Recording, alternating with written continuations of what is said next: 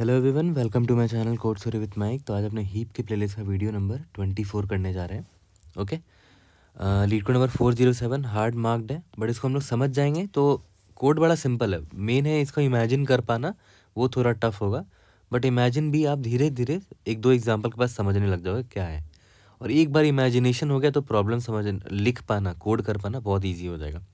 ठीक है, बट इतना याद रखना ये प्रॉब्लम बहुत ही अच्छा है। इसका एक सिंपल वर्जन भी है, ट्रैपिंग रेन वाटर 1, है ना। इसकी वीडियो आपको मिल जाएगी मेरी प्लेलिस्ट में, स्टैक में या कहीं पर तो होगा। यूट्यूब में सर्च कर लेना trapping rain water code story with Mike, तो वहाँ मिल जाएगा आपको। इसका ये एडवांस वर्जन है और ये प्रॉब्लम बहुत ही अच्छा है और मैंने बहुत पहले इसको सॉल्व भी किया था। देखते हैं, पहले तो मोटिवेशन देखते हैं यार। कल बहुत ही अच्छा मोटिवेशन दिया था एक भाई ने, in the presence of defeat allow perseverance to light your path. ठीक है, इसका मतलब भी मैंने कॉपी कर लिया है, काफ़ी अच्छा लगा था मुझे, इसीलिए मैंने ये कॉपी किया है। The phrase means that even when faced with setbacks or failures or obstacles, you should continue to move forward with determination and resilience. चाहे फेलियर हो, रिजेक्शन हो, इंटरव्यू में क्रैक नहीं कर पाए, प्रॉब्लम नहीं बन पा रहा है, तो इसका मतलब ये नहीं कि हार मानना है। आपको आगे बढ़ते जाना है, प्रैक्टिस करते जाना है। You have to fight back, है ना। Perseverance becomes the guiding force that helps you overcome challenges and find a way forward, है ना, despite the difficulties you encounter. It encourages adopting a mindset of persistence and hope even in tough times to ultimately achieve your goals or discover new opportunities. ठीक है, ये वाला जुनून अगर आप में आ गया ना तो आप कुछ भी अचीव कर सकते हो। हार ना मानने वाला अगर एटीट्यूड आप में है तो आगे आपके लिए बहुत ब्राइट फ्यूचर है। ठीक है, ये याद रखना। आगे बढ़ते हैं। ट्रैपिंग रेन वाटर 2, छोटा सा प्रॉब्लम स्टेटमेंट है। एक m cross n integer matrix दे रखा है हाइट मैप नाम का, representing the height of the cell, each unit cell in a 2D elevation map. ठीक है, यहाँ प्रॉब्लम यही है कि इमेजिनेशन में हो सकता है बहुत लोगों को प्रॉब्लम हो कि मैप एक्चुअली में दिख कैसे रहा है। Return the volume of water it can trap after raining. तो यहाँ पर देख रहे हो ये जो वैल्यू दे रखा है ना, ये बिल्डिंग का हाइट है। जैसे ये 1 लिखा है तो इसको ऐसे समझो कि यहाँ से एक बिल्डिंग 3D, ये स्क्रीन से एक 3D बिल्डिंग खड़ा है इसके ऊपर। ठीक है, ऐसे 3D में, तो वैसे इमेजिन करो। ठीक है, ओके। तो यहाँ पर क्या बोल रहा है, कितना वाटर ट्रैप हो सकता है। अगर आप नोटिस करो तो यहाँ बोल रहा है 4 यूनिट पर वाटर ट्रैप हो सकता है। तो अगर आप नोटिस करो यहाँ आपको दिख रहा होगा कि ये यहाँ पर पानी जमा हो सकता है। इसका रीज़न क्या है, देखो।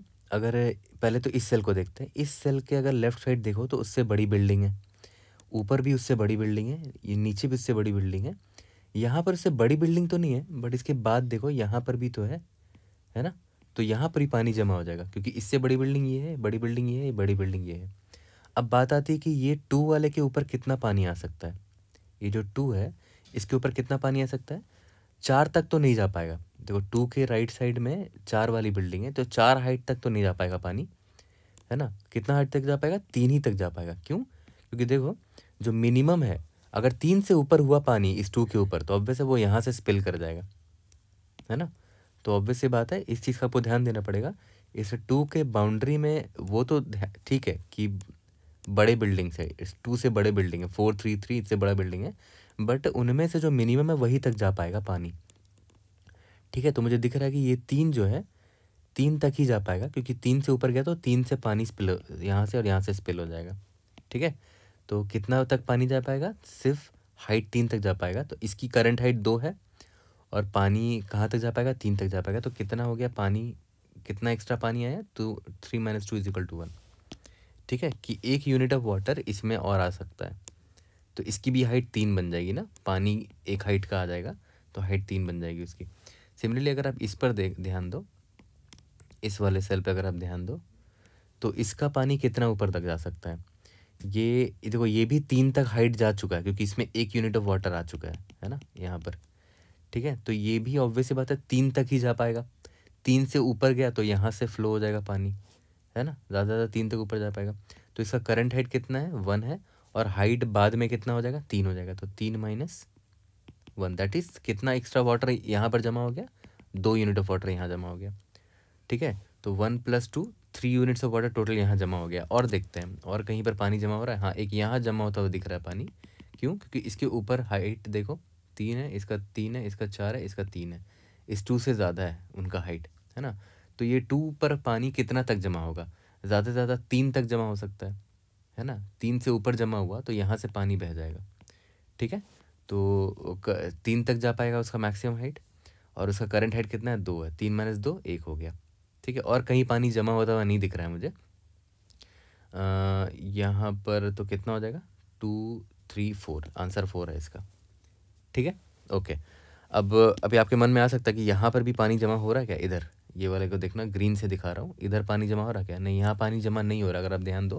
क्योंकि देखो, अगर आप नोटिस करो, वही ना बात है, यहाँ पर इमेजिनेशन करो कि ये एक गड्ढा जैसा बन गया है यहाँ पर, है ना, और इसके चारों तरफ ये बड़े बड़े बिल्डिंग्स है, ये गोल गोल जिसको मैं दिखा रहा हूँ, ये बड़े बड़े बिल्डिंग्स है, और बीच में एक गड्ढा जैसा बन गया जहाँ पानी जमा हुआ है, ठीक है। और सिमिलरली यहाँ पर भी देखो, ये बीच में एक गड्ढा जैसा बन गया था, और ये चारों तरफ बड़े बड़े बिल्डिंग्स है ना।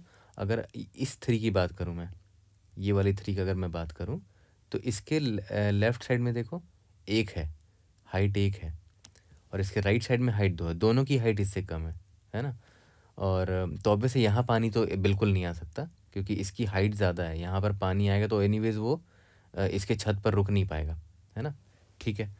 तो आई होप ये समझ में आ गया होगा एग्जांपल। 3D मतलब बिल्डिंग का विजुअलाइजेशन करोगे तो बहुत अच्छे से क्लियर होगा यहाँ पर, ओके। तो यहाँ पर थॉट प्रोसेस देखते हैं। आज इमेजिनेशन बहुत चाहिए होगा आपका, तो एक बड़ा अच्छा सा डायग्राम दे तो रखा है, जिससे थोड़ा आपको आइडिया लग जाएगा कि आपको इमेजिन कैसे करना है ना। जैसे ये देखो, इसकी हाइट 3 है ना, इस बिल्डिंग की हाइट 3 है, तो यहाँ 3 लिखा होना चाहिए था आइडियली, यहाँ पर भी 3 लिखा होना चाहिए था। इसकी हाइट 2 है, इसकी हाइट 3 है, इसकी हाइट भी 3 है, इसकी हाइट 2 है, इसकी हाइट 3 है, इसकी हाइट 3 है, इसकी हाइट 4 है।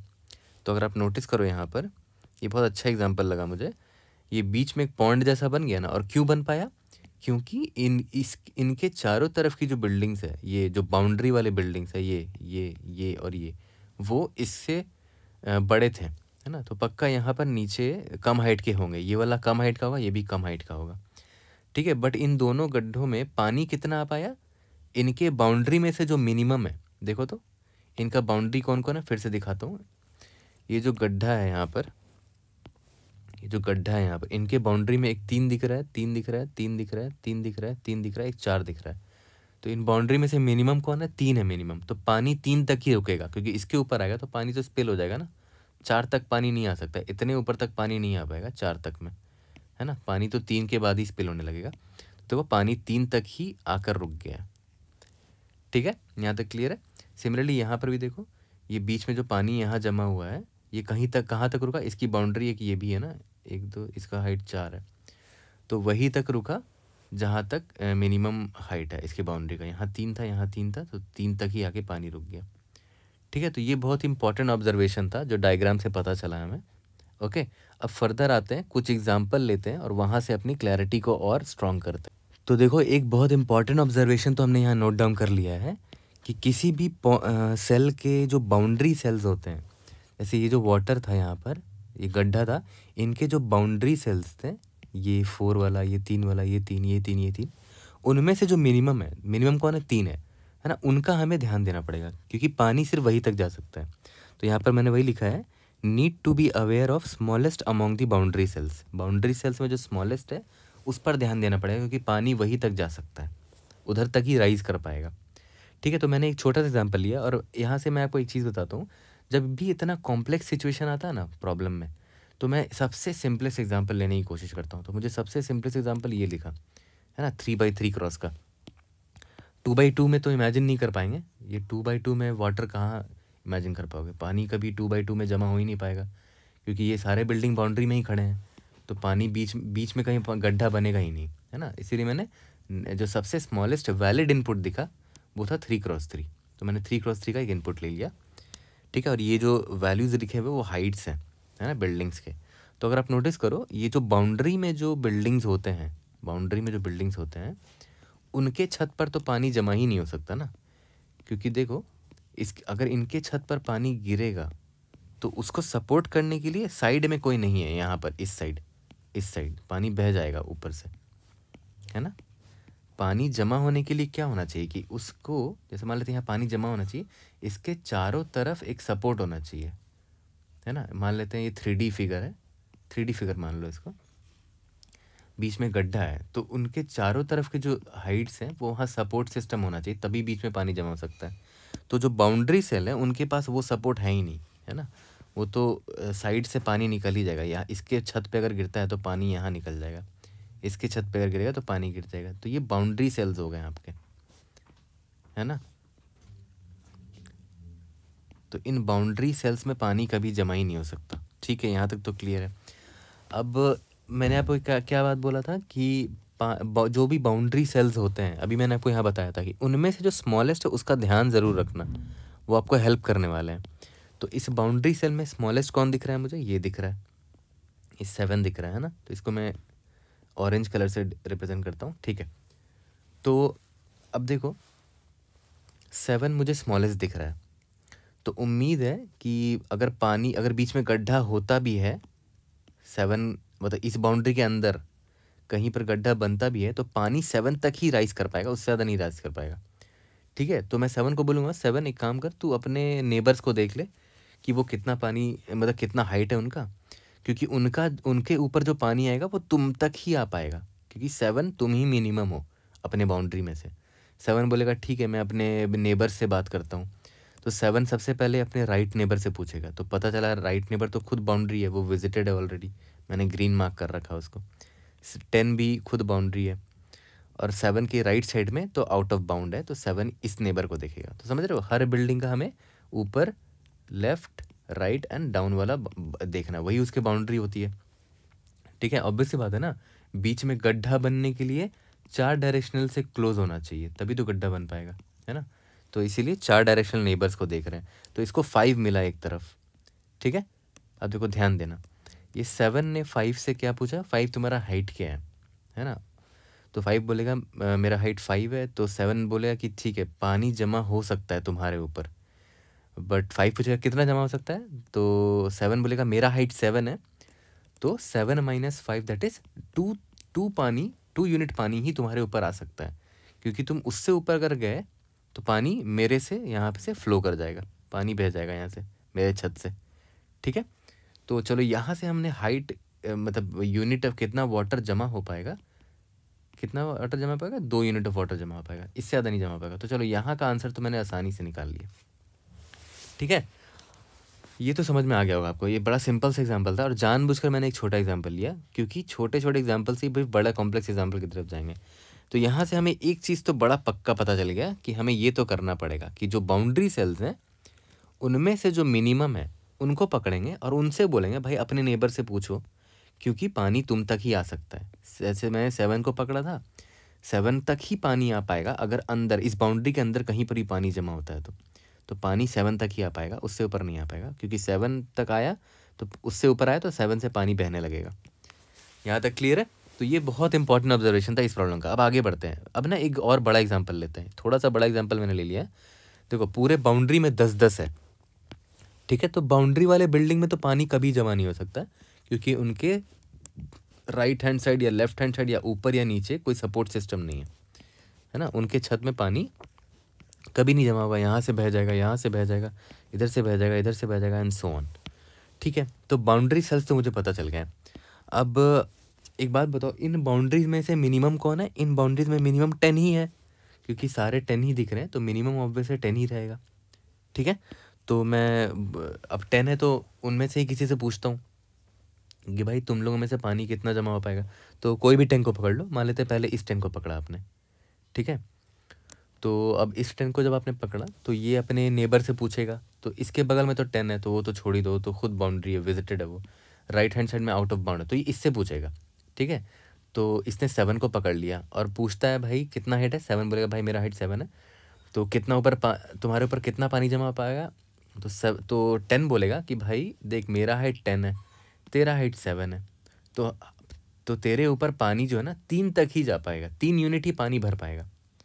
ठीक है, क्यों, क्योंकि अगर 3 यूनिट पानी भरेगा तो तेरा हाइट कितना हो जाएगा, 10 हो जाएगा। ठीक है, उससे ऊपर अगर पानी भरा तो मुझसे वो बह जाएगा, ऑब्वियस सी बात है। ठीक है, तो यहाँ पर मैं वाटर लिख देता हूँ कि चलो यहाँ से पता चल गया कि इस 7 वाले बिल्डिंग के ऊपर ना 3 यूनिट ऑफ वाटर जमा हो सकता है। ठीक है, ओके। अब देखो ये भी पकड़ में आ गया कि हाँ इसके ऊपर 7 यूनिट ऑफ वाटर जमा हो सकता है। अब एक चीज़ ध्यान देना, बहुत इंपॉर्टेंट पार्ट अभी डिस्कस करूँगा कि अब 7 की बारी है। ठीक है, अब 7 फर्दर पूछेगा 6 से, मान के चलते हैं 6 से पूछेगा, 7 से पूछेगा, इस 7 से पूछेगा, नेबर से पूछेगा। तो पहले 6 से बात करते हैं। तो 7 ने 6 से पूछा कि भाई 6 तुम्हारा हाइट तो 6 है, ठीक है, तो तुम पर पानी कितना आएगा। ठीक है, अब आप पहले वीडियो पॉज करो और खुद सोचो इस 6 के ऊपर कितना ऊपर तक पानी जा सकता है। ठीक है, अगर आप ध्यान दो इस 6 के ऊपर पता है 4 यूनिट ऑफ वाटर आ सकता है। क्यों? रीज़न समझो। क्योंकि देखो इस 6 के पर पानी अगर 4 तक भरेगा ना तो इस 6 का हाइट 10 हो जाएगा, है ना। इस 6 का हाइट 10 हो जाएगा और 10 तक पानी यहाँ भरा जा सकता है।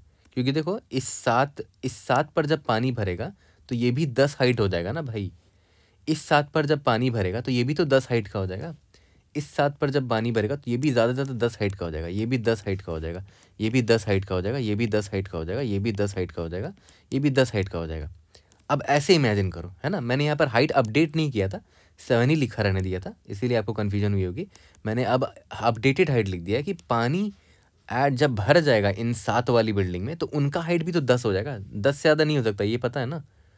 10 से ज़्यादा ऑब्वियसली नहीं हो सकता। 10 से ज़्यादा पानी हो तो बह जाएगा ना वो तो, क्योंकि उनके बाउंड्री के जो सेल्स हैं वो तो 10 ही हैं ज़्यादा से ज़्यादा। ठीक है, अब इमेजिन करो, अब 6 से पूछोगे कि भाई तेरे ऊपर पानी कितना हो सकता है, तो 6 बोलेगा मेरे ऊपर पानी कितना हो पाएगा, 4 यूनिट ऑफ पानी आ सकता है। क्यों? क्योंकि देखो 6 के नेबर जो है, कोई भी नेबर को पकड़ लो, मान लेते हैं इसको पकड़ा आपने, उसका हाइट ज़्यादा कितना जा पाएगा, 10 जा पाएगा। ठीक है, और 6 का हाइट कितना हो जाएगा, 10 - 6 दैट इज़ 4। 6 के ऊपर 4 यूनिट ऑफ वाटर आ सकता है, तो 6 का हाइट भी 10 तक जा सकता है ज़्यादा से ज़्यादा, है ना। तो यहाँ पर मैं लिख देता हूँ कि 4 यूनिट ऑफ वाटर इस 6 के ऊपर आ पाएगा। ठीक है, यहाँ तक क्लियर है? ओके, अभी बाकी को मैं इरेज कर दे रहा हूँ।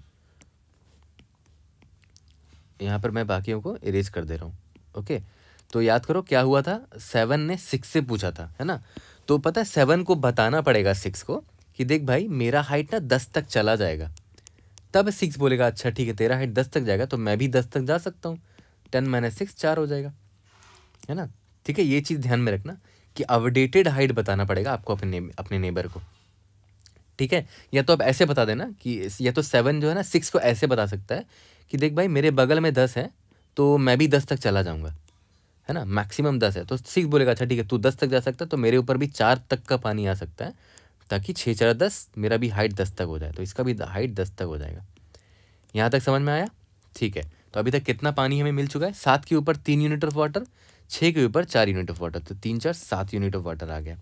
ठीक है, ओके। अब याद करो 7 का और भी तो नेबर्स था, 7 का नेबर्स ये भी था, ये वाला, तो ये था ना 7 का नेबर। अब एक बात बताओ, 7 इस नेबर को क्या बोलेगा, 7 इस नेबर को फिर से वही बात बोलेगा कि देख भाई मेरा हाइट 10 हो जाएगा एक टाइम पर, क्योंकि बारिश होगी तो मैं 10 तक चला जाऊँगा। तो ये 7 बोलेगा अच्छा हाँ तो मेरे ऊपर भी पानी जब भरेगा तो मैं भी 10 तक ही जा पाऊँगा, है ना। तो यहाँ पर भी कितना पानी आ पाएगा, 10 तक अगर ये जा पाएगा तो 10, और करंटली इसका हाइट 7 है तो 10 - 3 हो गया, तो इसके ऊपर भी 3 यूनिट ऑफ वाटर आएगा, तो इसका भी हाइट 10 हो जाएगा फ्यूचर में। ठीक है, तो यहाँ पर कितना एक्स्ट्रा वाटर आया, 3 वाटर आया, तो यहाँ पर 3 आ गया। ठीक है, इस 7 का एक और नेबर था, ये वाला, ये था ना ये नेबर, तो ये भी 7 इसको भी सेम कहानी सुनाएगा कि देख भाई मेरा हाइट 10 हो जाएगा, तो ये 7 बोलेगा कि हाँ मेरा हाइट भी 10 ही हो जाएगा क्योंकि मेरे ऊपर 3 वाटर आएगा, तो यहाँ पर भी 3 वाटर आ गया। ठीक है, यहाँ तक क्लियर है? तो आपने नोटिस किया कि हमने इसके सारे नेबर को कवर कर लिया, पानी भर दिया उनमें हमने ऑलरेडी। कितना पानी भर दिया देखो तो, 3 4 3 3 3 4 7 3 10 13 यूनिट ऑफ वाटर पानी भरा चुका है। तो जिनमें पानी भर गया उसको मैंने ब्लू मार्क कर दिया है। ठीक है, ओके, ब्लू से कलर कर दिया उनको। ओके, अब जब पानी भर गया तो उनका हाइट भी अपडेट हो गया होगा, तो उसका ध्यान रखना, कंफ्यूज मत होना, है ना।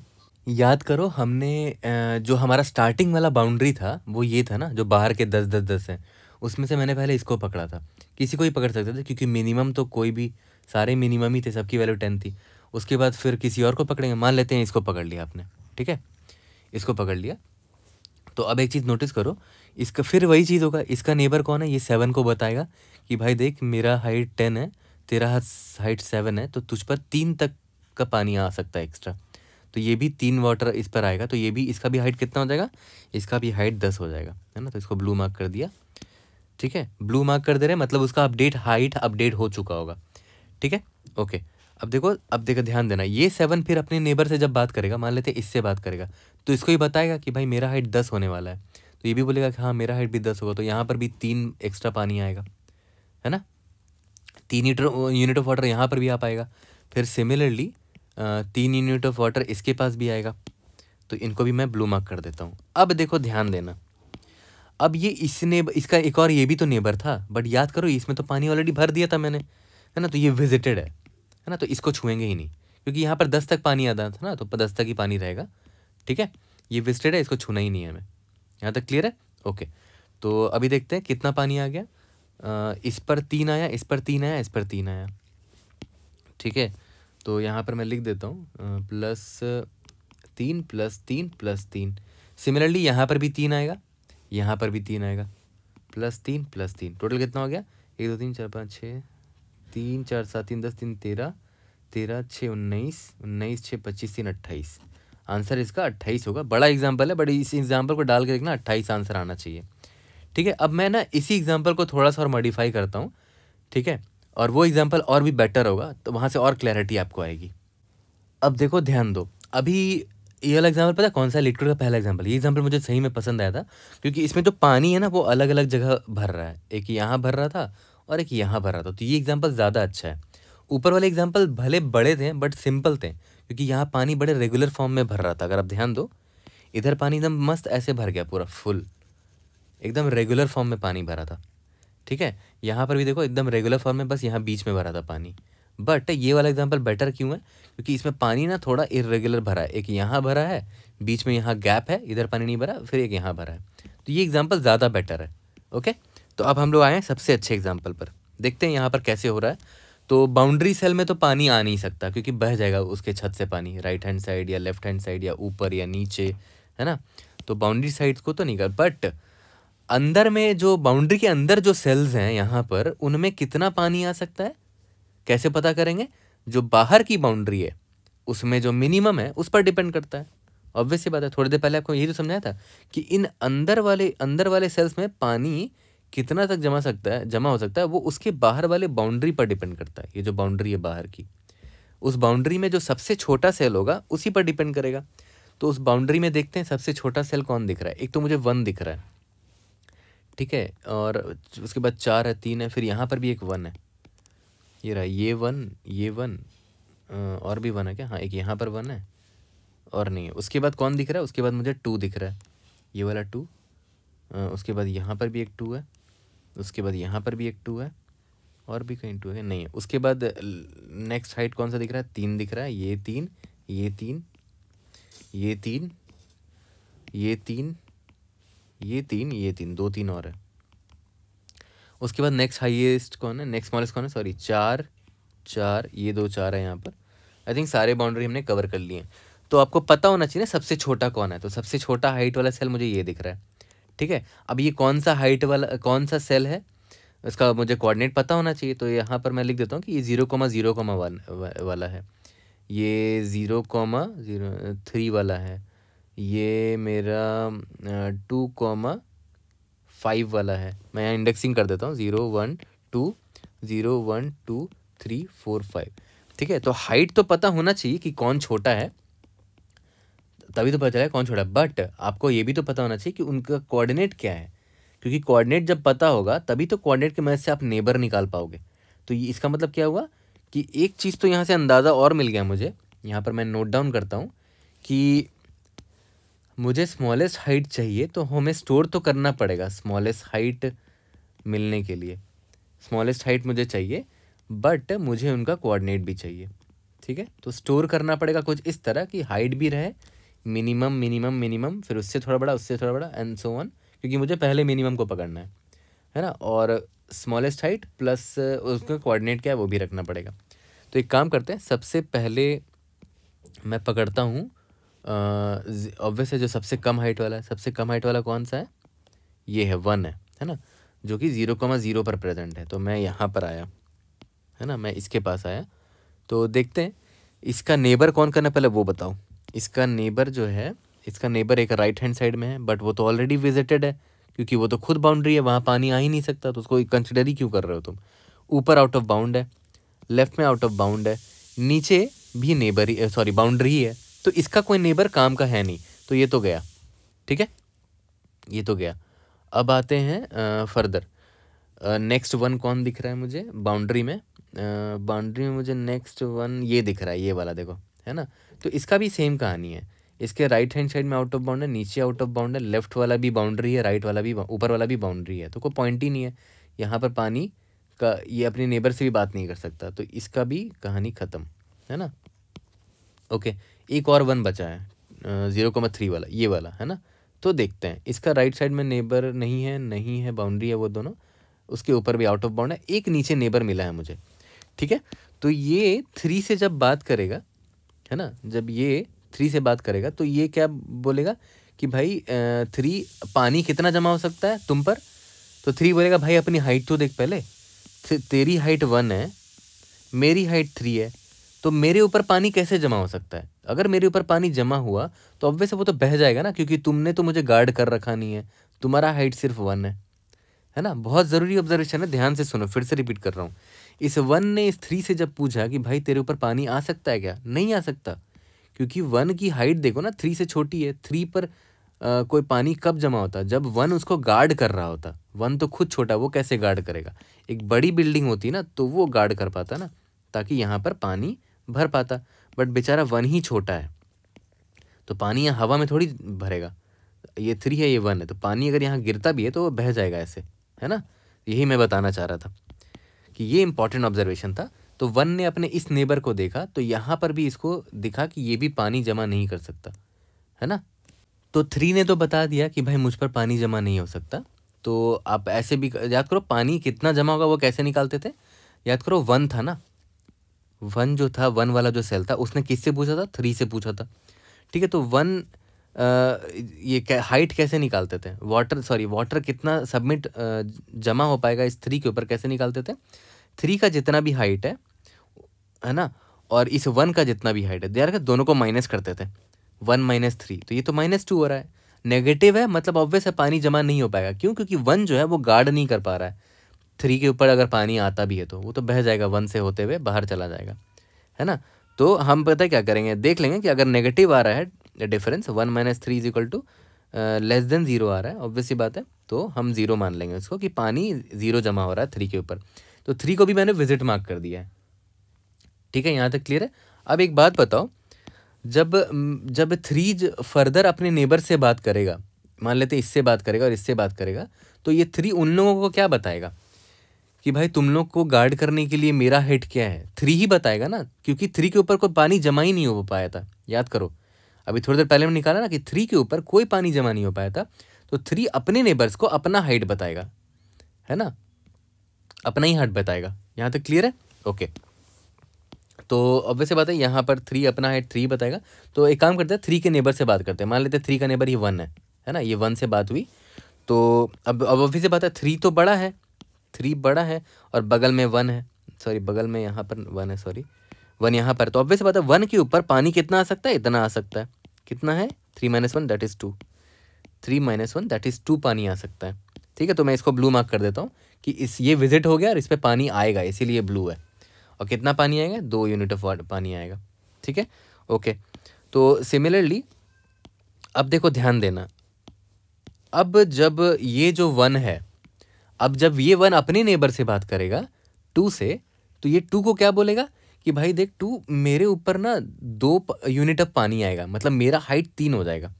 या तो ये भी बोल सकता है 2 को कि देख भाई मेरे बगल में ना 3 था, ठीक है, मेरा मतलब मैक्सिमम हाइट 3 तक जा सकता है। तो 1 मैक्सिमम हाइट की जानकारी रखेगा अपने पास कि मेरी मैक्सिमम हाइट 3 तक जा सकती है ना, क्योंकि मेरे ऊपर पानी आएगा। तो 2 समझ जाएगा कि अच्छा, यानी कि तुम 3 तक जा सकते हो, ठीक है, मेरा हाइट तो 2 है और तुम्हारा हाइट 3 है, तो ये 2 है और इसका हाइट 3 तक चला जाएगा पानी मिला के, तो इसके ऊपर भी 1 यूनिट ऑफ वाटर आ जाएगा, है ना। तो यहाँ पर भी पानी भर जाएगा। कितने यूनिट ऑफ पानी भरा? 1 यूनिट ऑफ पानी। और वो कैसे निकाला हमने? इसकी हाइट 2 थी और उसके बगल वाले जो 1 ने उसको बताया कि उसकी हाइट 3 हो जाएगी, तो 3 - 2 दैट इज़ 1। ठीक है, तो 1 यूनिट ऑफ वाटर और आ गया मेरे पास, तो 2 + 1 आ गया आंसर। ठीक है, ओके। अब तो इनका कोई नेबर है नहीं, ये सारे विजिट हो चुके हैं। ठीक है, अब फर्दर जब मैं प्रोसेस करूँगा बाकी वैल्यूज़ को, देखो ये 2 ये 2 ये 2 इनके नेबर्स तो सारे विजिटेड हैं।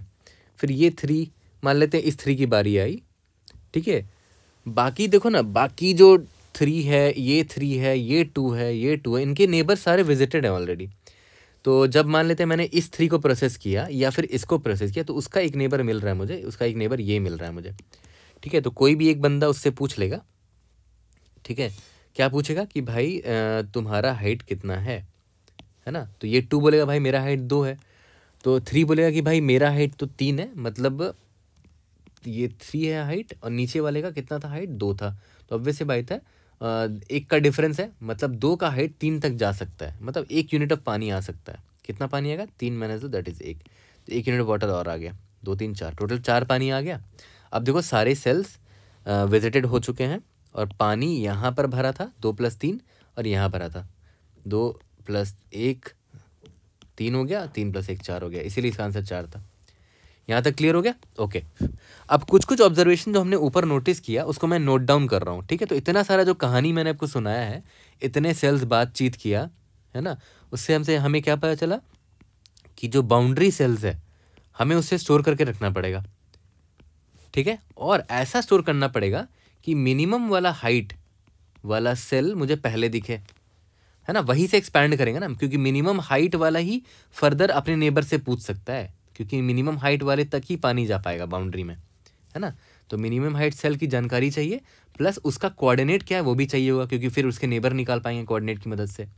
ठीक है, तो एक बात बताओ, इतने सारे बाउंड्री सेल हैं, मुझे इफिशिएंटली मिनिमम हाइट चाहिए हर बार।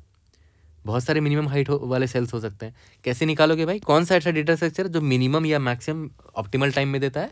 हीप, ऑब्वियस ये बात है। और यहाँ मिनिमम चाहिए तो मैं मिन हीप यूज़ करूँगा। और मिन हीप में स्टोर क्या करना है वो भी हमने इधर ही डिड्यूस कर लिया था कि सिर्फ हाइट स्टोर करने से बात नहीं बनेगी, उसका नेबर भी निकालना पड़ेगा। तो नेबर कैसे निकालोगे? जब उसका कोऑर्डिनेट आपको पता होगा। तो हमारा जो हीप होने वाला है मिन हीप, उसमें हमें 3 चीज़ स्टोर करना पड़ेगा। पहला जो हाइट है उस सेल का, और उस सेल का क्या कोऑर्डिनेट है ना, i, j स्टोर करना पड़ेगा। ठीक है, तो ये होता है एक्चुअल में थॉट प्रोसेस बिल्ड करना। अगर मैं आपको डायरेक्टली बता देता कि भाई एक हीप ले ले, उसमें हाइट स्टोर कर ले और उसका सेल स्टोर कर ले, तो आप समझ में ही नहीं पाता कि भाई कैसे सोचा मैंने ये चीज़। तो ये होता है इस तरह डिड्यूस करना। मुझे ज़रूरत पड़ी तब मैंने यहाँ पर पहुँचा कि अच्छा मुझे हाइट और सेल दोनों की ज़रूरत पड़ेगी। ठीक है, इस तरह कहीं पर भी पढ़ाया जाए तो पढ़ लो, अगर इस तरह नहीं पढ़ाया जा रहा है कहीं पर ही तो मत पढ़ा करो, वरना थॉट प्रोसेस बिल्ड नहीं होगा आपका, है ना। कुछ भी चीज़ पढ़ो तो ऐसी डेप्थ में जाके पढ़ो। ठीक है, तो पहली चीज़ तो ये पता चल गई हमें। ठीक है, कि मिन हीप में हम इनको स्टोर कर लेंगे, फिर मिन हीप से सबसे स्मॉलेस्ट सेल को निकाल के उनको नेबर को विजिट करेंगे, है ना। नेबर विजिट ऑफ मिन हाइट सेल्स। ठीक है, and keep calculating water trapped. ठीक है, वाटर ट्रैप निकालते रहेंगे। ओके, जब नेबर निकालेंगे तो मान लेते हैं अभी i, j जो है ना, i, j है वो बाउंड्री सेल था, मान के चलते हैं। ठीक है, तो मैंने इसको हीप से पॉप किया और मान लेते हैं इसका हाइट h है। अब मैं क्या करूँगा, इसका नेबर निकालूंगा। तो मान लेते हैं इसका नेबर ये हो सकता है ऊपर नीचे दाएं बाएं। ठीक है, तो मान लेते हैं एक नेबर आया i', j'। ठीक है, तो याद करो कैसे निकालते थे वाटर ट्रैप्ड। वाटर कितना होगा, हाइट का डिफरेंस होना चाहिए। तो अगर ये बाउंड्री वाला है, अगर ये बिल्डिंग बड़ी हुई तो अभी तो ट्रैप हो पाएगा इसके ऊपर पानी, है ना। तो हम लोग क्या करेंगे, हाइट मैप दिया था ना, हाइट ऑफ i, j का माइनस करेंगे हाइट ऑफ i', j' से। ठीक है, अगर ये नेगेटिव हुआ, ठीक है, मतलब पानी ट्रैप हो ही नहीं सकता, है ना। तो यहाँ पर एक काम करते हैं, आप यहाँ चेक लगा सकते हो कि if this is less than 0 तो water trap plus is equal to 0 कर देना, else water trap plus is equal to इनका जो डिफरेंस है वो हो जाएगा। ठीक है, या तो इसका शॉर्टकट ऐसे भी लिख सकते हो आप लोग, बहुत लोग ऐसे भी लिखते हैं, water plus is equal to maximum of इन दोनों का डिफरेंस यानी कि height of i comma j minus height of I dash comma J dash. अगर ये नेगेटिव आ गया तो ऑब्वियस सी बात है, यहाँ कॉमा में एक जीरो लगा दो। तो इससे फ़ायदा क्या होगा कि अगर इन दोनों का डिफरेंस नेगेटिव हो गया तो हमारा आंसर क्या होना चाहिए था, वाटर में जीरो ऐड होना चाहिए था, है ना। तो ऑब्वियस है नेगेटिव और जीरो में बड़ा कौन है, जीरो बड़ा है, तो जीरो ऐड हो जाएगा वाटर में। तो ये एक शॉर्टकट होता है ना, ये शॉर्टकट होता है। ऐसे इफ़ एल्स से बचने के लिए आप ऐसे भी लिख सकते हो, ठीक है। तो हमने क्या किया, आई कॉमा जे सेल था बाउंड्री का, उसके नेबर निकाला और नेबर से निकालते चले गए हाइट कितना है, ठीक है, ओके। अब देखो जो नेबर है मेरा, जो नेबर है मेरा, उसको भी मुझे पुश करना पड़ेगा फर्दर, क्योंकि वापस वहां से भी तो उसके नेबर को ढूंढेंगे, फिर उसके नेबर को ढूंढेंगे एंड सो ऑन। तो इसको भी हमें पुश करना पड़ेगा, पुश फर्दर फॉर फ्यूचर, उसके जो फर्दर नेबर होंगे फ्यूचर में, नेबर एक्सप्लोरेशन, है ना। तो अब ऑब्वियस सी बात है, अब जब आप इस जो आई डैश जे डैश था, मतलब आई डैश जे डैश जो था, इसको आपको फर्दर पुश करना पड़ेगा। कहाँ पुश करोगे, मिन हीप में, ताकि फर्दर मैं उसके नेबर को निकाल सकूं, है ना। तो अब एक बात बताओ कि जब मैं इसको पुश करूंगा आई डैश कॉमा जे डैश को, इसके हाइट को आप क्या बताओगे, इसका हाइट क्या होना चाहिए। अब इसको समझाने के लिए एक बार एक चीज़ दिखाता हूँ, फिर से दिखाता हूँ। मैंने पहले आपको दिखाया था और आपने हो सकता है पकड़ भी लिया हो, बट मैं फिर से दिखा रहा हूँ कि अब जब मैं नेबर को पुश कर रहा हूँ वापस से अपने मिन हीप में, तो नेबर अपने हाइट को क्या बताएगा, याद करो मैंने आपको बोला भी था कि अपने हाइट को क्या बताएगा। मान लेते हैं कि ये मेरा बाउंड्री सेल था, है ना, ये मेरा बाउंड्री सेल था आई कॉमा जे वाला। इसका जो नेबर था आई डैश कॉमा जे डैश, आई डैश कॉमा जे डैश, है ना। तो इन दोनों का हाइट मैं एक बार लिख देता हूँ। मान लेते हैं इसकी हाइट इतनी थी, इस बिल्डिंग की हाइट आई कॉमा जे की, और इसकी हाइट जो थी ना वो इतनी थी, ठीक है। मान लेते हैं इसका हाइट 10 है, इसका हाइट 5 है। तो अब जब आई डैश कॉमा जे डैश अपने नेबर से जब बात करेगा तो वो उसको क्या बताएगा, उसको यही ना बताता था कि भाई देख मेरा हाइट जो है ना, मेरा हाइट 10 होने वाला है, क्योंकि मेरे ऊपर 5 यूनिट ऑफ पानी आ जाएगा, यहाँ पर 5 यूनिट ऑफ पानी आ जाएगा इतने, ताकि मैं अपने बगल वाले जो मेरा बाउंड्री था उसके बराबर हो सकूं, ठीक है। तो पता है हम लोग यहाँ पर क्या डालेंगे, हम लोग यहाँ पर डाल देंगे कि इन दोनों में से जो मैक्सिमम है, ऑब्वियस बात है इस 5 और 10 में जो मैक्सिमम है पानी वहीं तक जा पाएगा, है ना। क्योंकि देखो ये जो नया नेबर आएगा, ये मान लेते हैं ये न्यू नेबर है मेरा, इस पे पानी कहाँ तक जा पाएगा, इस पे मान लेते हैं न्यू नेबर जो है मेरा, उसकी हाइट 3 है, तो उस पर पानी कहाँ तक जा पाएगा, जहाँ तक इसको मैक्सिमम सपोर्ट मिल सकता है। तो ये इसके पानी 10 तक जा पाएगा इस पे, क्योंकि देखो यहाँ पर मैक्सिमम 10 था और ये भी 10 ही बनने वाला है थोड़ी देर बाद, है ना। तो मैं क्या बताऊँगा, इससे अपने ये अपने फर्दर नेबर को ये बताएगा कि मैक्सिमम वो कहाँ तक जा सकता है ना। तो मैक्सिमम कौन है, ये जो है और ये इसका जो बाउंड्री है उसमें जो मैक्सिमम 10, तो ये इसको वही बताएगा कि भाई 10 तक पानी जा सकता है ना। आई डैश कॉमा जे डैश अपने नेबर को क्या बताएगा कि मेरा हाइट 10 होने वाला है और तेरे पर भी पानी 10 तक ही जा पाएगा, ठीक है। तो यहाँ पर मैं वही लिख रहा हूँ कि मैक्सिमम ऑफ करंट जो हाइट है आई कॉमा जे का, आई कॉमा जे का जो हाइट है, comma height of I dash comma J dash, इन दोनों में से जो भी मैक्सिमम होगा ऑब्वियसली वहीं तक पानी जाएगा, है ना। इसका हाइट 10 था, इसका हाइट 5 था, ये मेरा आई कॉमा जे है, याद रखना, सॉरी ये मेरा आई डैश कॉमा जे डैश है ना, और ये मेरा आई कॉमा जे था, ठीक है। इन दोनों में से मैक्सिमम कौन है, 10 है, तो पानी 10 तक ही जाएगा। तो फर्दर नेबर को क्या पता चलना चाहिए कि ये जो आई डैश कॉमा जे डैश है ना, ये जो आई डैश कॉमा जे डैश है उस पर भी पानी 10 तक ही जाना चाहिए। देखो मैंने यहाँ मैक्स निकाल के डाल दिया है हाइट इसका, ठीक है। तो मुझे लगता है अब सबसे क्रूशियल पार्ट ये था, कोडिंग वाले पार्ट का, कोडिंग पार्ट का सबसे क्रूशियल पार्ट ये था, क्योंकि यहाँ पर कंफ्यूज हो सकते थे आप, इसीलिए मैंने इसको थोड़ा डेप्थ में समझाया है। वीडियो लंबा अगर हो भी जाता है तो दैट्स टोटली फाइन, क्योंकि ये प्रॉब्लम इतना अच्छा है, इसमें इमेजिनेशन की भरपूर ज़रूरत थी। तो आई होप आपको यहाँ पर समझ में आ गया होगा। अभी जो इतनी स्टोरी सुना दी मैंने आपको, आप आराम से इसका कोड नहीं कर सकते हो, है ना, आराम से कोड कर सकते हो, स्टोरी टू कोड, इतना अच्छा स्टोरी सुनाया आज का तो कोड, बड़ा मज़ा आया मुझे तो, टू बी ऑनेस्ट, है ना। इसमें स्टोरी बड़ी अच्छी थी, हर सेल एक अपने नेबर सेल से बातें कर रहा था। और एक और चीज़ मैं आपको बता दूं कि आपको ये तो याद ही होगा, मैंने आपको शुरू में ही बता दिया कि जो भी आपको ग्रिड दे रखा है उसका जो बाउंड्री सेल होता था, ये वाला ये वाला ये वाला ये वाला ये वाला, जो बाउंड्री सेल होता था है ना, जो कॉर्नर में होता था, वो तो शुरू से ही उसमें पानी आ ही नहीं सकता। तो स्टार्टिंग की ये जो बाउंड्रीज हैं उनको मैं स्टार्टिंग में ही मिन हीप में डाल दूंगा, ताकि वहाँ से फिर मैं मिनिमम वाले को निकाल सकूँ, फिर उससे मैं ये हिट मार सकूँ उनके नेबर्स को। ठीक है, तो स्टार्टिंग में ही मैं क्या करूँगा, टॉप वाले रो में जो नेबर है, सॉरी बाउंड्री है, लेफ्ट वाले कॉलम में जो बाउंड्री है, यहाँ राइट वाले कॉलम में जो बाउंड्री है, और जो नीचे वाले रो में जो बाउंड्री है, उनको मैं पहले ही हीप में डाल दूंगा, उनका हाइट और उनका कोऑर्डिनेट। यहाँ तक क्लियर है? उसके बाद फिर वही चीज़ करना है, पॉप करना है मिनिमम वाले को, और फिर ये वाला कांड करना है जो मैं अभी सिखाया आप लोगों को, है ना। और जब मिनिमम हीप खाली हो जाएगा हम वहीं पर रुक जाएंगे, और पानी कैलकुलेटेड होगा उसको आंसर में डाल देंगे। यहाँ तक क्लियर है? जल्दी से कोड करते हैं, कोड पर पूरा ध्यान देना लाइन बाय लाइन, है ना। तो आज का कोड भी अच्छा है, तो मैं चाह रहा हूँ कि जावा में भी करके दिखाऊँ, तो दोनों में कोड करके दिखाते हैं।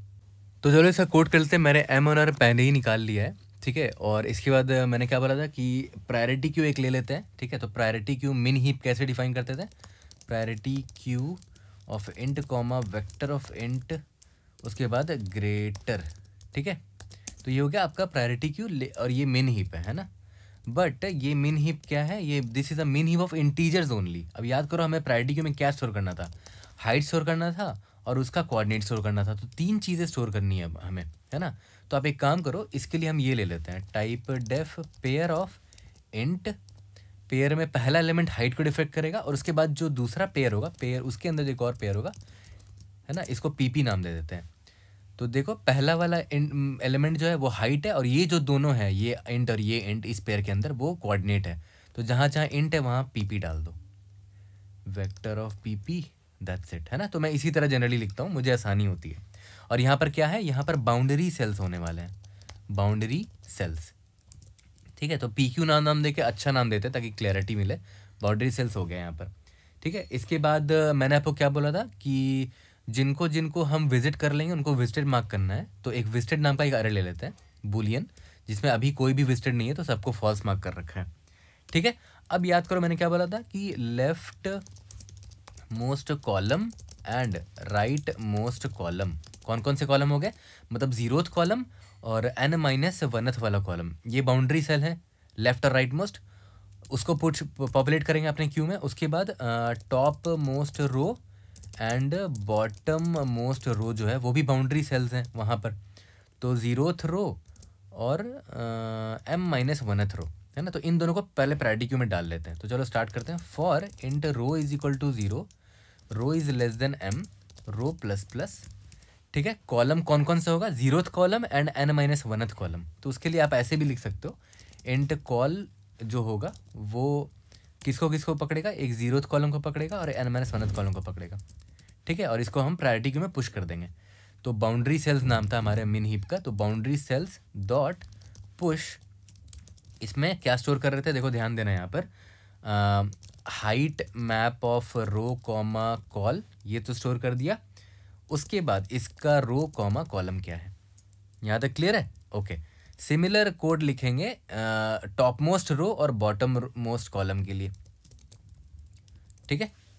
ओके, अब देखो ध्यान देना, यहाँ पर कॉलम चेंज होगा इस केस में, column is equal to 0, column is less than n, column plus plus, और रो कौन कौन सा है, 0 एंड m-1th वाला रो है, ठीक है। यहाँ पर मैं कॉलम को रो मान लेता हूँ।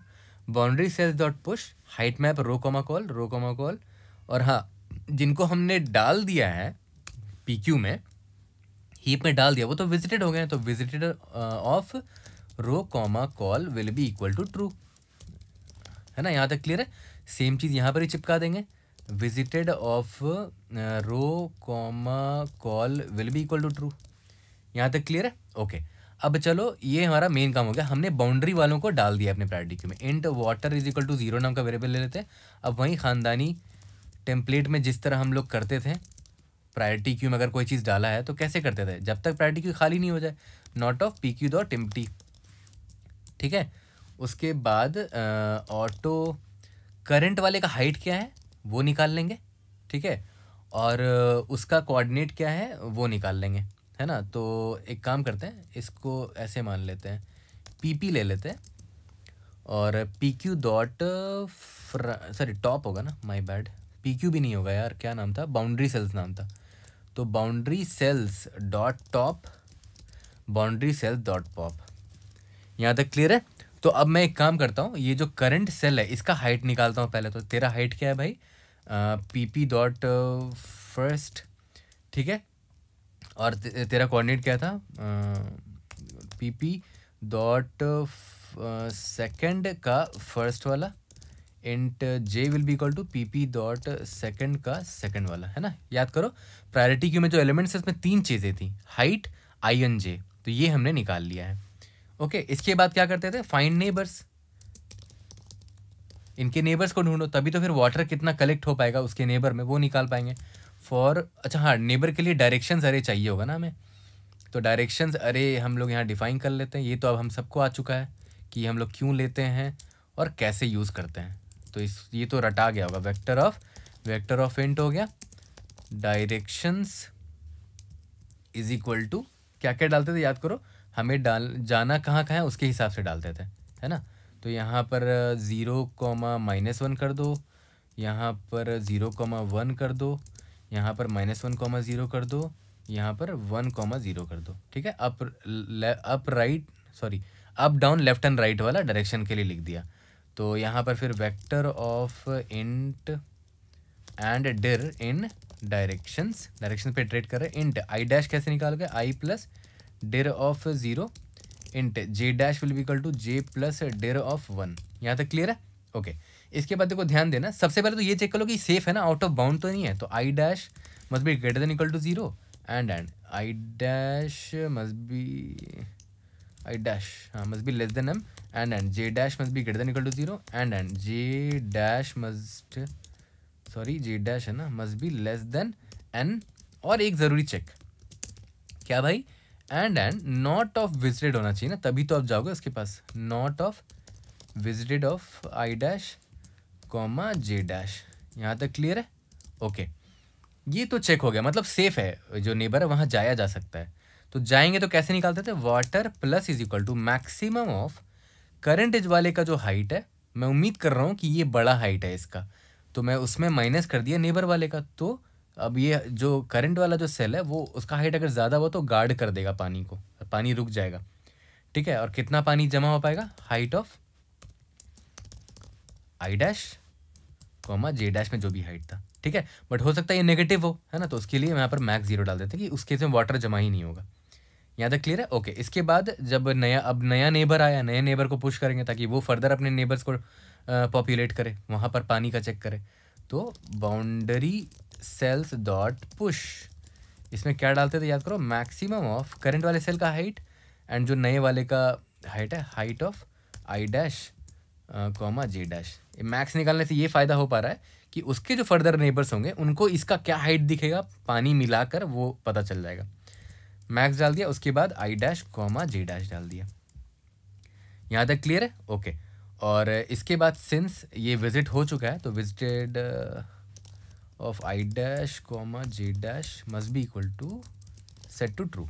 यहाँ तक क्लियर है। और लास्ट में जब बाहर निकलोगे तो रिटर्न वाटर कर दो।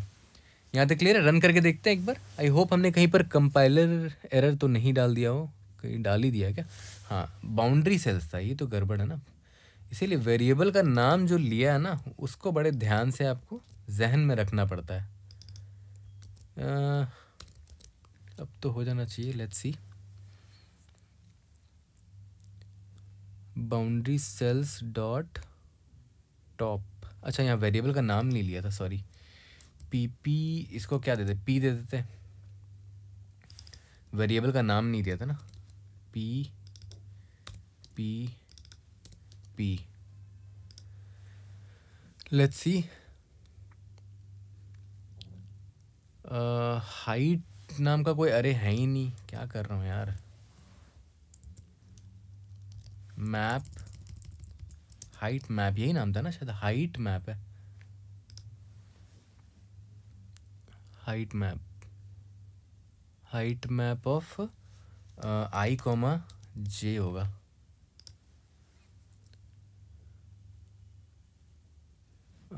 Height map of I dash comma J dash होगा, है ना। और ये हाइट मैप आई जे मतलब क्या था, याद है करंट सेल आई जे था ना, उसका हाइट था। तो आप यहाँ हाइट वाला वेरिएबल भी यूज़ कर सकते हो। माई बैड, हाइट वेरिएबल था ना यहाँ पर। और आई डैश जे डैश का हाइट कैसे निकालेंगे, वो हाइट मैप से निकाल लेंगे। ठीक है, सिमिलरली यहाँ पर भी हाइट मैप यूज़ होगा।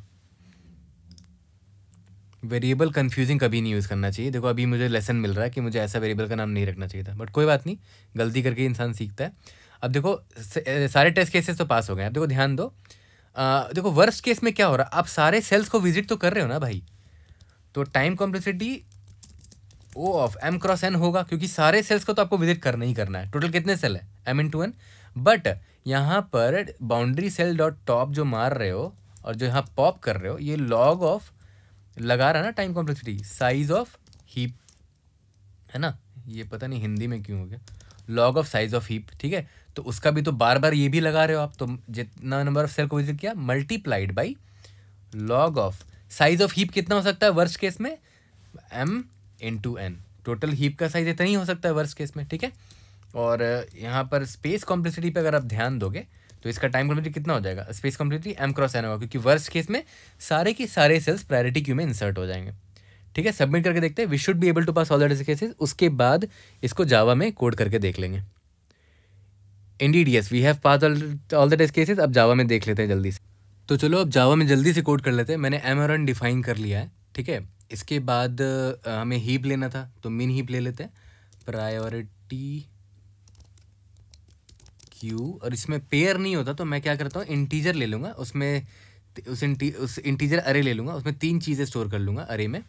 ठीक है, वो क्या थे, हाइट उसका और उनका कोऑर्डिनेट्स। ठीक है, is equal to new priority Q.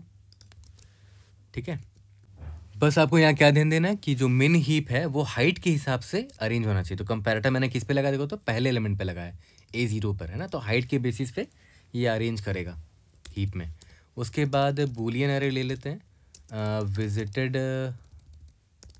Visited नाम का, उसमें new boolean m comma n size का होगा वो। ठीक है, for int row is equal to 0, row is less than m, row plus plus. तो याद करो सी प्लस प्लस में जैसे हमने यहाँ पर फॉर लूप लिखा था ना, जिसमें मैंने बोला था कि पहला कॉलम और लास्ट कॉलम, 0th कॉलम और n-1th कॉलम, यहाँ पर वैसा नहीं हो सकता। तो यहाँ पर हम लोग क्या करते हैं, बाउंड्री सेल्स डॉट, जावा के फॉर्मेट में लिख रहे हैं, डॉट ऑफर, किसको पुश कर रहे हैं, देखो ध्यान देना। पहले तो एक अरे बना लेते हैं, न्यू इंट। ठीक है, उसमें क्या डाल रहे हैं, height map of row comma जो 0th रो है ना, सॉरी 0th कॉलम है, 0th कॉलम का एलिमेंट डाल दिया। और इसका रो और कॉलम क्या है, रो कॉमा 0 है। यहाँ तक क्लियर हो गया। ओके, सिमिलरली पहले तो इसको विजिटेड मार्क कर देते हैं, visited of row comma 0th column, इसको मैंने ट्रू मार्क कर दिया। ठीक है, similarly boundary cells dot offer new int. अब देखना, ध्यान देना, हाइट ऑफ सेम रो ये होगा, I mean sorry column 0th column है ना, तो रो तो यही होगा, उसके बाद n-1th वाला कॉलम होगा, है ना। याद करो मैंने क्या बोला था कि लेफ्ट मोस्ट कॉलम और राइट मोस्ट कॉलम। तो लेफ्ट मोस्ट कॉलम में पहले रो में 0th कॉलम वाला एलिमेंट होगा और पहले रो में n-1th कॉलम वाला एलिमेंट होगा। ठीक है, तो इस तरह डाल रहे हैं क्योंकि यहाँ पर C++ जैसा प्रोविजन नहीं है फॉर लूप लिखने का, रो एंड n-1। यहाँ तक क्लियर है। यहाँ पर कुछ मिस तो नहीं हो रहा, एक ब्रैकेट मिस हो रहा है शायद, हाँ। उसके बाद visited of row comma n-1 को ट्रू मार्क करना है। ठीक है, ओके, यहाँ तक क्लियर हो गया। सेम फॉर लूप को कॉपी मारते हैं टॉप रो और बॉटम रो को पॉपुलेट करने के लिए। तो उसके लिए यहाँ पर कॉलम चलाते हैं, column is equal to 0, column is less than n, column plus plus. ठीक है, boundary cells dot offer new int height map 0th row है ना, और कॉलम आपका चेंज होता रहेगा। तो यहाँ पर 0th रो डाला और ये कॉलम डाल दिया। ठीक है, और विजिटेड में किसको डालेंगे, यहाँ पर 0th रो को और इधर कॉलम को डाल दिया, और इधर यहाँ पर 0th रो के अलावा बॉटम मोस्ट रो जो रो है, मतलब m-1th रो जो है वो डालेंगे। ठीक है, और कॉलम तो यही होगा, सॉरी, और यहाँ पर कुछ तो मिस कर रहे हैं। हाँ, यहाँ पर एक ब्रैकेट दे दिया गलती से, इधर भी एक ब्रैकेट दे दिया है, ये कॉमा रो आपका m-1th है और कॉलम आपका कॉल है। ठीक है, यहाँ तक क्लियर है। और यहाँ पर विजिटेड मार्क करने के लिए m-1th वाला रो और कॉलम तो यही होगा। ठीक है, यहाँ तक समझ में आ गया? ओके, अब स्टार्ट करते हैं। ये जब बाउंड्री वाले सेल्स को जब कर ही लिया तो in water is equal to 0 और ये अपना चलाते वही ख़ानदानी कोड नॉट ऑफ, जब तक not of boundary cells dot is empty, तब तक वो कांड करते रहेंगे। ठीक है, लेकिन हाँ, नेबर डायरेक्शन में जाने के लिए, नेबर्स निकालने के लिए याद करो एक वो वेक्टर डायरेक्शन, वेक्टर अरे लेते थे, तो इंट ऑफ, अरे यार, int directions is equal to 0, -1, 0, 1, -1, 0, 1, 0। यहाँ तक क्लियर है? ओके, अब चलो यहाँ पर आ जाते हैं। एक अरे में ले लेंगे इसको, int cell is equal to boundary cells का डॉट पोल कर दो, तो पॉप भी कर देगा और ना ला के आपको सेल में वो अरे भी दे देगा। तो इंट, पहले तो हाइट निकाल लो, height will be equal to cell of 0 int I is equal to cell of 1 int J is equal to cell of 2। यहाँ तक क्लियर है? अब इसके चार डायरेक्शन ये नेबर्स को देखते हैं, है ना। इंट डिर इन डायरेक्शंस, ठीक है, और इंट आई डैश निकालते हैं, I plus dir of 0 int J dash निकालते हैं, जे प्लस डिर ऑफ 1। ठीक है, इसके बाद सबसे पहले ये चेक करना कि i dash must be greater than equal to 0 and i dash must be less than m and j dash must be greater than equal to 0 and j dash must be less than n and सबसे ज़रूरी कि भाई visited नहीं होना चाहिए, and not of visited i dash j dash. ठीक है, अगर ऐसा नहीं है तो वाटर कैलकुलेट कर सकते हैं। Water will be equal to, water plus is equal to math dot max, sorry क्या लिख दिया मैंने, मैथ डॉट मैक्स करंट वाले सेल का जो हाइट है, यानी कि हाइट माइनस जो नेबर सेल है उसका हाइट कैसे निकालोगे, आई डैश और जे डैश से निकाल लोगे। ठीक है, डिफरेंस अगर नेगेटिव आ गया तो 0 डाल देंगे, है ना। ठीक है, और उसके बाद सिंस हमें इसको विजिट मार्क करना है तो विजिटेड भी मार्क कर देते हैं, visited of I dash comma J dash will be equal to true, और इसको बाउंड्री सेल में डाल भी देते हैं, boundary cells dot offer new int bracket में, याद करो मैथ डॉट मैक्स डालते थे, किसके किसके बीच में डालते थे मैक्स, करंट वाले सेल का हाइट और नेबर का जो हाइट है, आई डैश कॉमा जे डैश, अरे यार I dash, sorry I dash comma J dash, I hope अब आ जाना चाहिए। हाँ, और क्या डालते थे, ये हो गया, इसके बाद आई डैश कॉमा जे डैश डालते थे, है ना, हाइट डालते थे और उसका कोऑर्डिनेट डालते थे। Let's return water here, run करके देखते हैं, आई होप कहीं कंपाइलेशन एरर नहीं होना। तो यहाँ पर हमने हाइट मैप लिखना था, ठीक है, रन करके देखते हैं। यहाँ पर भी हाइट मैप होगा, वेरिएबल का नाम बहुत गलत हो रहा है, let's see, line number height map होगा, इधर भी हाइट मैप होगा ना, इसीलिए वेरिएबल का नाम बड़े वाइजली चूज़ करना पड़ता है। I hope we should be able to pass example test cases. कोई भी डाउट होता है read in the comment section. Let's see you in the next video. Thank you.